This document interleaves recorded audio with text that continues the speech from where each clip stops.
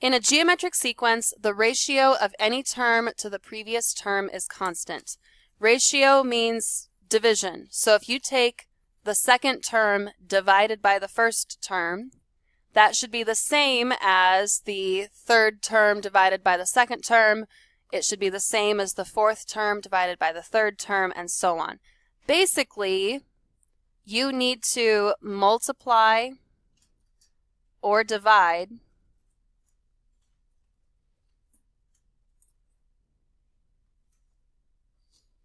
by a constant number to get each term. If the sequence is created by multiplying by the same thing every time or dividing by the same thing every time, it is a geometric sequence. And that number that we are multiplying every time, we're going to call that R. That's the common ratio R. On a test or a quiz, which, oops, that is not the right thing. On a test or a quiz, which, by the way, we're going to have a quiz on Friday over this stuff. It's not going to be a super difficult quiz. This type of problem will say, tell whether the sequence is arithmetic, geometric, or neither. So let's go ahead and change this to say, tell whether the sequence is geometric, arithmetic, or neither. That way we can practice geometric, but also review arithmetic. Okay, remember that geometric is a sequence created by multiplying or dividing the same number. Arithmetic is a sequence created by adding or subtracting the same number.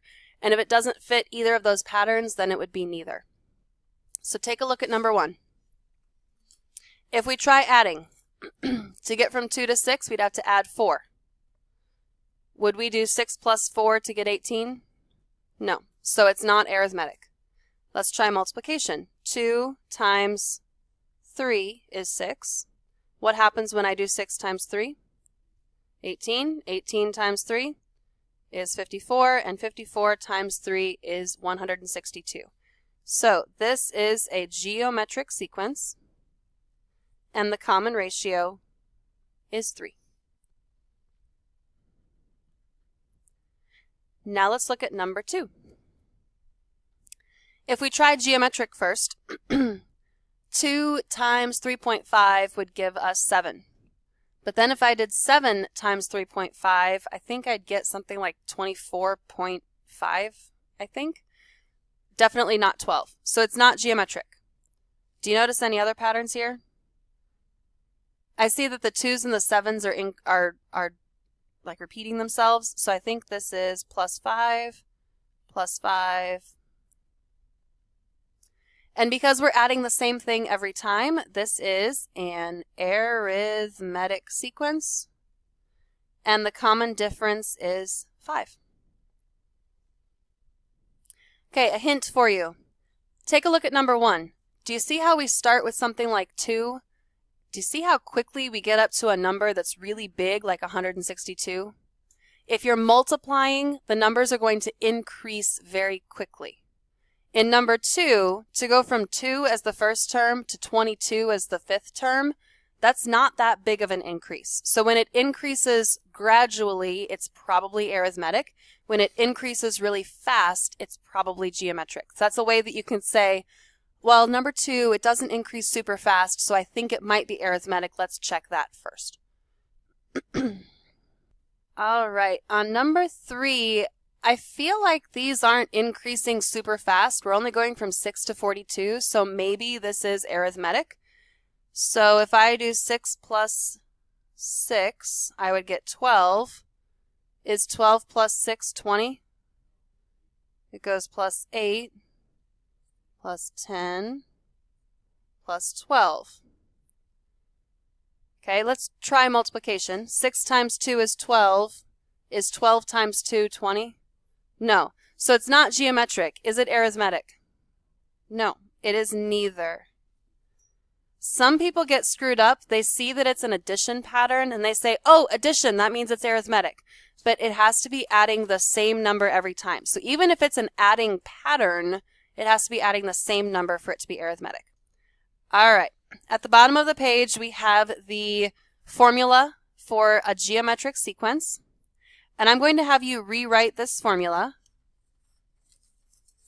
You've got a sub n, the nth term, equals a sub 1, the first term, times your common ratio. I want you to put that in parentheses. Put the r in parentheses.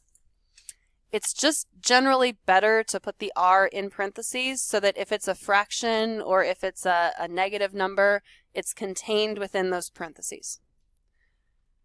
On the next page, we're going to write that, that formula at the top of the page. So a sub n equals a sub 1, parentheses r, raised to the n minus 1. And I'll use the same color coding that I used yesterday for those of you who are visual learners. Okay, so in order to write a rule for a geometric sequence, you need to have the first term and you need to have the common ratio. So in number 1, what is the first term? Not all at once now. 3. Then we need to find the common ratio. So how is this sequence increasing? Times 4. Are these all times 4? Yep. So our common ratio is 4. Okay, this is where you're going to really like this because it's actually easier than yesterday. So the nth term is the first term, 3, times the common ratio, 4, raised to the n minus 1. According to PEMDAS, which comes first, multiplication or exponents? Exponents. E comes before m in PEMDAS. So because that 4 has an exponent, you can't multiply the 3 and the 4 together. This is it. You're done writing the rule. There's no distributing, there's no simplifying, it's done. So I really like geometric sequences because once you have the first term and the common ratio, you just toss them into the formula and you're done.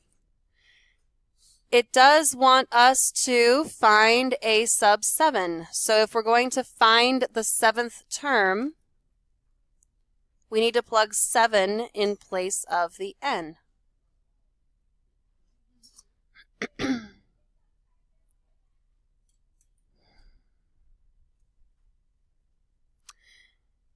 When you plug the 7 in, which I actually forgot to do,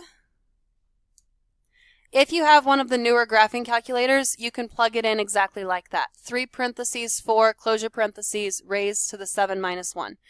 If you have a scientific calculator, I would strongly suggest that you do just a tiny bit of mental math. This is difficult. What is 7 minus 1? 6. So do that part in your head and punch into your calculator 3 parentheses 4, closure parentheses, raised to the 6th. So I know I'm asking a lot for you to do 7 minus 1. It's a terrible inconvenience, but I think you'll manage. If you punched it into your calculator correctly, the 7th term is 12,288.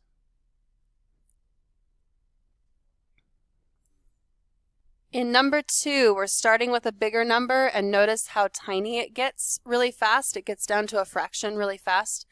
You don't have to look at the first 2 terms to figure out what r is. I look through this list and I see 12 and 4.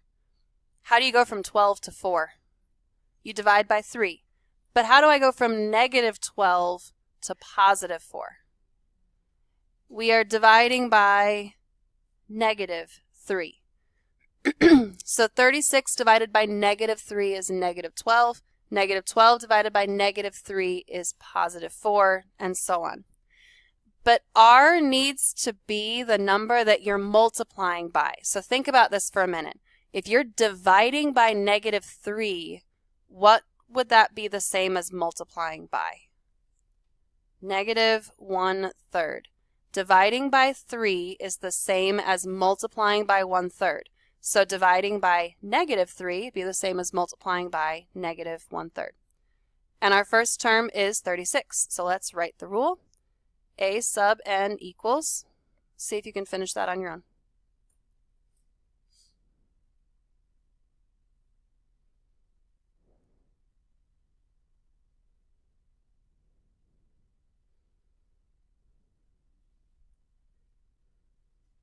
Negative 1/3.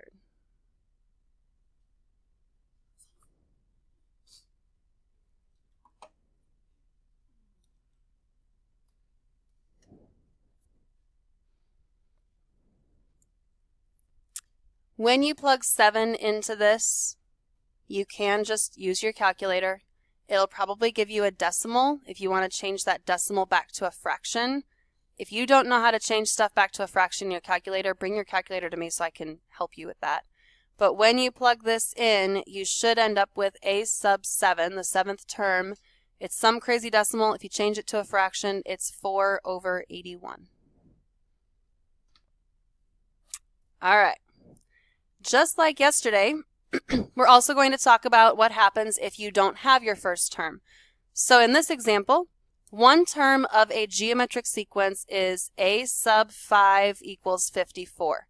That symbol means that the 5th term is 54. The common ratio is 3. Notice we do not have our first term. So we need to find our first term. So if I write the generic rule, a sub n equals a sub 1, parentheses r, raised to the n minus 1. And if I color code this all fancy, we don't know what a sub 1 is, but we do know what r is. And we can use the term that they gave us for a sub n and for n. A sub n means the nth term. So the 5th term is 54. And I know that our common ratio is 3. Because 54 is the 5th term, you use 5 in place of the n. So 5 and 54, those two numbers are linked together. 54 is the 5th term. If you use 54 in place of the nth term, you have to use 5 in place of the n. Okay, again, this is another really difficult question. What is 5 minus 1? 4. So we have 54 equals a1 times 3 raised to the 4th. Can we punch 3 to the 4th into our calculator? Yes. I believe it is 81. And because this is a sub 1 times 81, we can divide both sides by 81 to figure out what our first term is. When you plug 54 divided by 81 into your calculator, it gives you a decimal, 0.6 repeated. Some of you know what 0.6 repeated is as a fraction. What is it? 2/3. If you don't know that 0.6 repeated is 2/3, change it back to a fraction. And if you don't know how to do that in your calculator, please let me help you learn. So now we know that our first term is 2/3. And we know that our common ratio is 3. Now we can put those two pieces of information together to write a rule for the nth term. So the nth term equals the first term, 2/3, times the common ratio 3, raised to the n minus 1. So your first term goes there, and your r goes there.